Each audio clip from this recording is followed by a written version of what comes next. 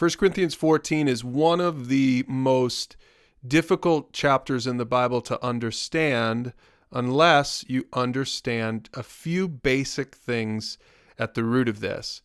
Paul is going to talk about the spiritual gift of speaking in tongues. Now, many Christians have never seen this gift. They don't really know what this means. Paul addressed it in chapter 12 earlier.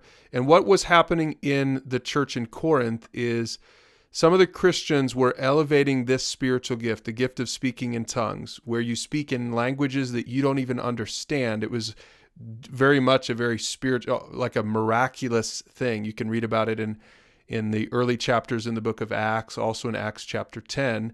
Well, Paul here is talking about it in the context of a regular church. And apparently the church here in Corinth had sort of gotten carried away with this spiritual gift. So look at what Paul says. He says, "Let love be your highest goal." Remember, he was just talking about love in the last chapter.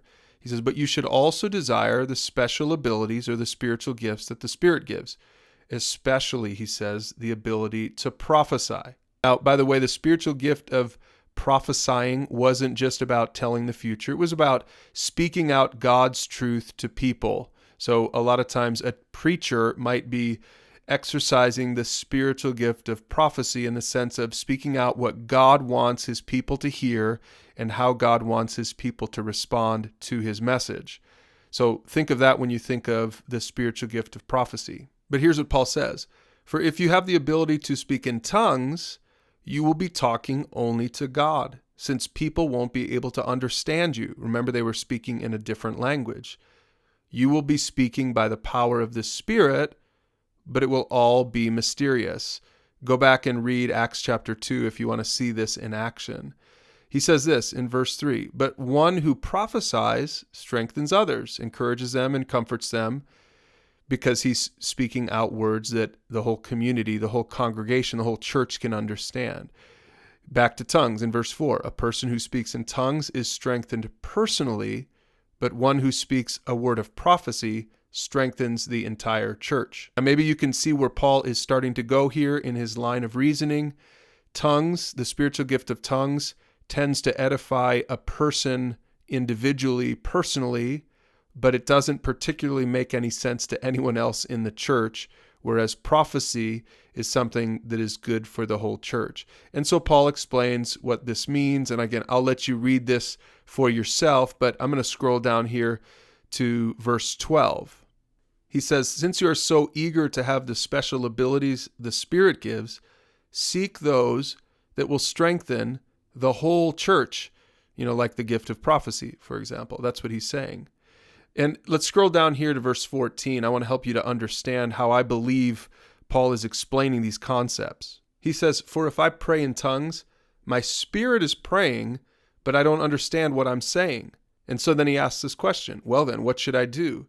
And he answers it. He says, "I will pray in the Spirit." Presumably he says, "I will pray in tongues, and I will also pray in words that I understand.